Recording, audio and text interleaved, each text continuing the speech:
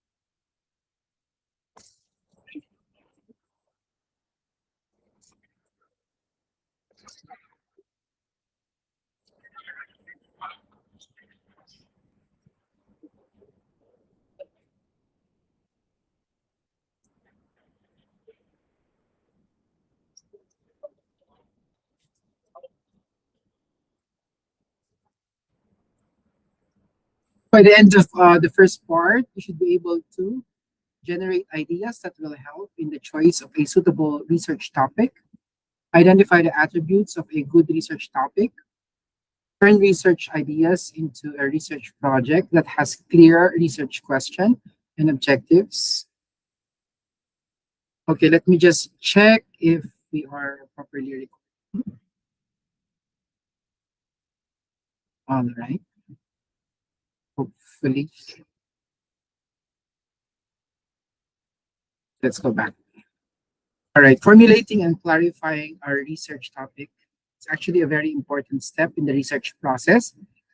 To do this, researchers must first identify an area of interest and then narrow it down to a specific research question or problem.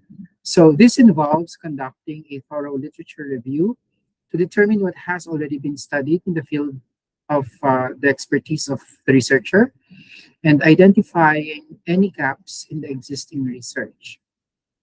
Once a research question is formulated, it is important to clarify the scope and boundaries of the study to ensure that it is manageable and feasible. So, this may involve defining key terms, setting specific objectives, and identifying the population or sample that will be studied. So, by formulating and clarifying a research topic, researchers can ensure that their study is focused, relevant, and contributes to the existing body of knowledge in their field. Assessing the feasibility of a research topic, question of capability, question of the research topic, is it feasible? So It is important to determine whether it is practical, achievable, and worthwhile to pursue. Factors to consider include availability of data, time and resources required, ethical considerations, and potential obstacles or limitations. It is important to conduct a preliminary review of the literature to determine whether the research topic has been extensively studied or if there are gaps in the existing knowledge that could be addressed. Researchers must also consider their own skills, expertise, and access to research participants or the materials that are readily available for the researcher. So ultimately, a feasible research topic should be one that be conducted uh, ethically within the available resources, including the time, and has the potential to generate meaningful and valuable results. To help us reflect on how visible a research topic is, these are some of the questions that you may ask yourself. Are you fascinated with the topic? Do you have the necessary skills to do the research? Can you complete the project or the research on time? Will the research still be current when you finish? Because we have, in our experience, there are still researches that are made about COVID-19, which may perhaps be not very substantial when we finish the research in a few months' time, even though, of course, we are still in the pandemic.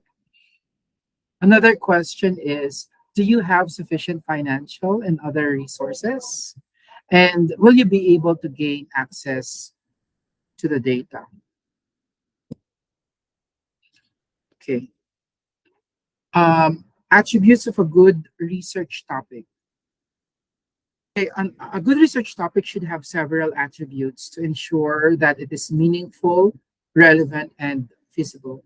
Firstly, it should be interesting and engaging, capturing the attention of the researcher and the audience.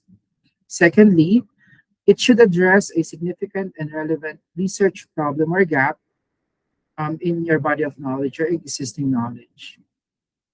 Thirdly, it should be specific and well defined, enabling the researcher to focus their efforts and develop clear research objectives. Next, it should be feasible in terms of available resources like time and also ethical considerations. And lastly, it should be feasible in terms of available resources of the data. Okay. There are some reflective questions that you may ask yourselves. For example, will the examining institute's standards be met? Examining institute may be the university or the government or the department where you are in, or for example, you are currently practicing your research now as part of your function in your work, then the organization you belong to. Does the topic contain issues with clear links to theory? Are the research questions and objectives clearly stated? Will the proposed research provide fresh insights into the topic? Are the findings likely to be symmetrical? And does the research topic match your career goals?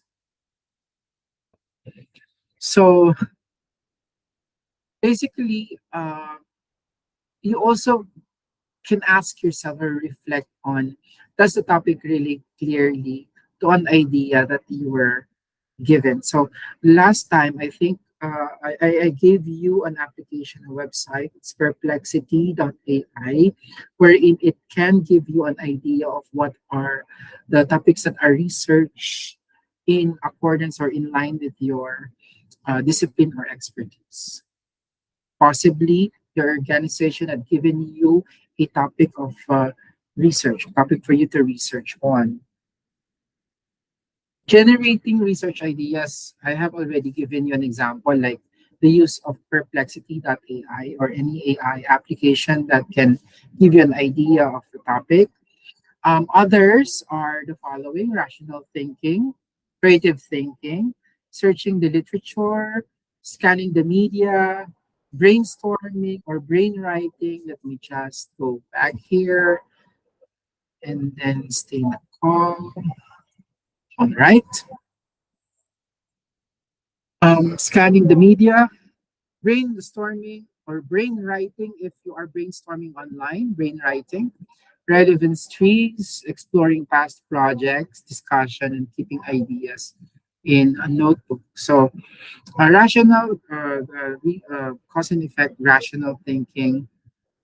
Example, examine your own strengths and interests, your own discipline, what you're strong of. For example, you're very strong in taxation, so that can be a topic of your research.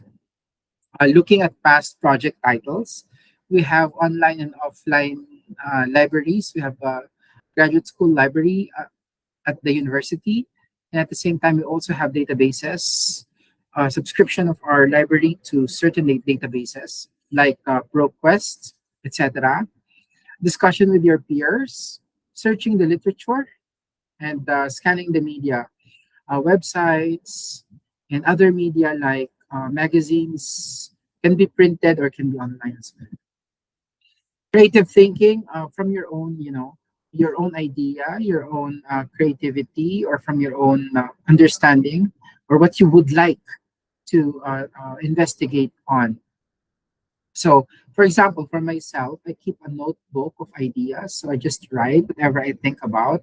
It's a physical notebook, actually. And then create a mind map or a concept map. And then from there, I can, derive a research topic that I can, write uh, for investigation. Exploring personal preferences in using past projects, relevance trees. We're going to talk about that later on. Rational thinking and creative thinking. So these techniques will generate possible project, uh, one of two outcomes, one or more possible project ideas that you might undertake. So it can be a combination of rational, of course, and creative thinking. Um, we're done with that. Project titles like thesis and dissertations that are available in the library, discussion with your peers, colleagues, from your advisor, thesis advisor, searching the literature, academic and professional journals, reports, books. Okay. When we scan the media, the website, the internet, it has very rich source of ideas for our research topic or possible research topic. Can be the news, can be printed media, etc. And I think I have made mention of keeping a notebook of ideas. All right, exploring personal preferences using past project. Select 6 projects that you like. For each of these 6 projects, note down your first thoughts in response to 3 questions. What appeals to you about the project? What is good about the project? And why is the project good? And then from there, you can actually evaluate which topic are you most interested in and that you can explore a topic out of that idea. Okay. After that, select 3 projects that you don't like. For each of these 3 projects, ask yourself, why do you dislike about the project? What is bad about the project? And why is the project bad, considered bad? So you can avoid some pitfalls on your research topic because if, for example, you're not very much interested in the topic that you have already writing, it will be difficult for you to pursue or to go on with your research.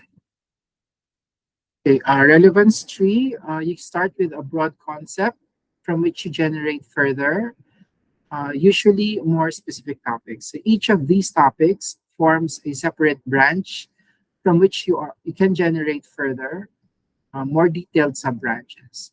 As you proceed down the sub-branches, more ideas are generated and recorded. So these can be examined and a number of selected and combined to provide a research idea.